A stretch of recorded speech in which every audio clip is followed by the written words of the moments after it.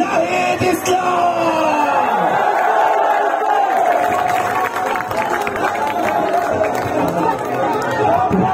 প্রিয় মুন্সিগঞ্জবাসী,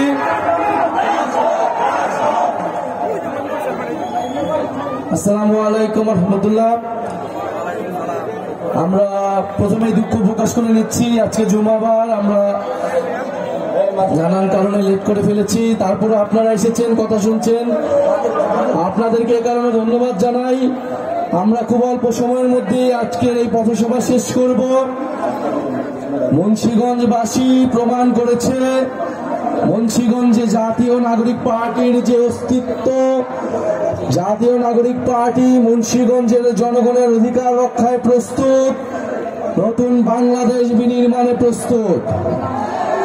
প্রিয় সংগ্রামী মুন্সিগঞ্জবাসী, আমরা জানি মুন্সিগঞ্জের ইতিহাস, এই ভূমির ইতিহাস। এই মুন্সিগঞ্জ ছিল প্রাচীন বাংলার অন্যতম গুরুত্বপূর্ণ রাজধানী। বিক্রমপুর থেকে ইদ্রাকপুর, এই প্রাচীন বঙ্গ সভ্যতার অন্যতম রাজনৈতিক সাংস্কৃতিক কেন্দ্র ছিল এই মুন্সিগঞ্জ। এই মুন্সিগঞ্জ অনেক মহৎ মানুষের জন্মস্থান। মুন্সিগঞ্জ মহৎ মানুষদের জন্ম দেয়, প্রতিভাবান মানুষদেরকে জন্ম দেয়, প্রতিবাদী মানুষদেরকে জন্ম দেয়। অতীশ দীপঙ্করের এই মুন্সিগঞ্জ, আমরা সেই বিক্রমপুরের ইতিহাস, সেই ইদ্রাকপুরের ইতিহাস কে ধারণ করে মুন্সিগঞ্জকে সামনের দিকে এগিয়ে নিতে চাই। পদ্মা ও মেঘনার তাপরে আমরা জানি নদী ভাঙন হচ্ছে। মুন্সিগঞ্জে প্রচুর মানুষ প্রতি মাসে জলবায়ু উদ্বাস্ত হচ্ছে, অবৈধভাবে বালু উত্তোলন হচ্ছে, চাঁদাবাজি হচ্ছে, সন্ত্রাস হচ্ছে। প্রিয় মুন্সিগঞ্জবাসী, যে ইতিহাস গৌরব এই মুন্সিগঞ্জ ছিল শুধু বাংলা নয়, উপমহাদেশের অন্যতম গুরুত্বপূর্ণ শিক্ষা কেন্দ্র, সাংস্কৃতিক কেন্দ্র। আজকে মুন্সিগঞ্জে স্বাস্থ্যসেবার বেহাল দশার কথা আমরা জানি। ঢাকার এত কাছে হওয়া সত্ত্বেও যাতায়াত ব্যবস্থার বেহাল দশার কথা আমরা জানি। শিক্ষা এবং কর্মসংস্থানের দুর্গতি রয়েছে মুন্সিগঞ্জে, এটাও আমরা জানি। প্রিয় মুন্সিগঞ্জবাসী, মুন্সিগঞ্জ মাথা উঁচু করে দাঁড়া হতে চায়।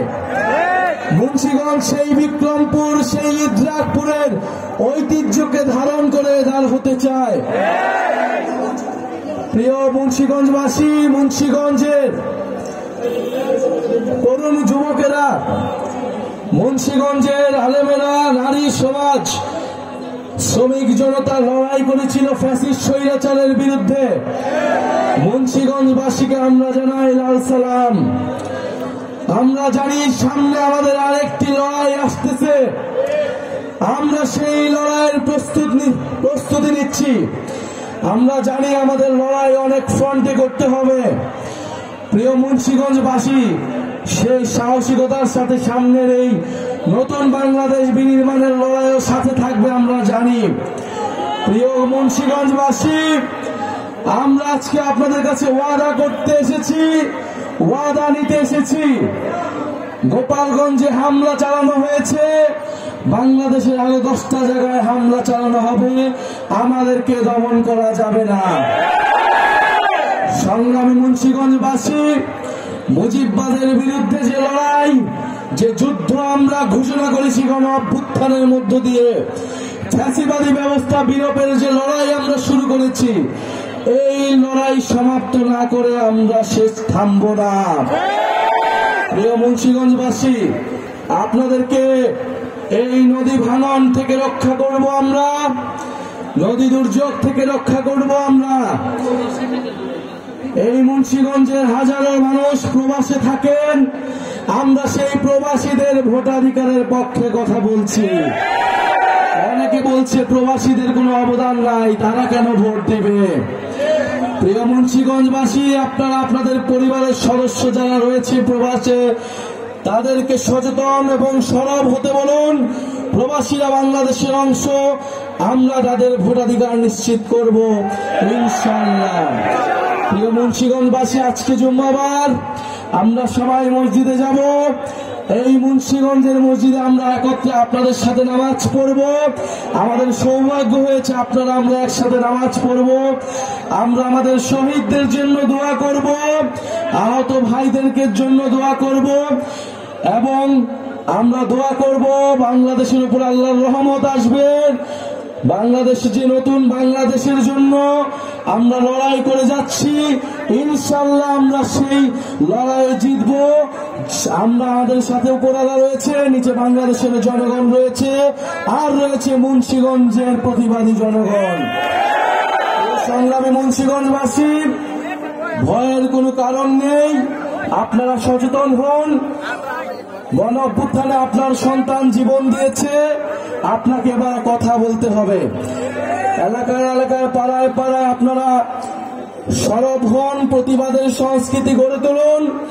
ইনশাআল্লাহ আমরা যখন প্রতিবাদ করতে শিখেছি, আমরা আমাদের সকল অধিকার এবং আমাদের মর্যাদা নিশ্চিত করে আমরা ঘরে ফিরব।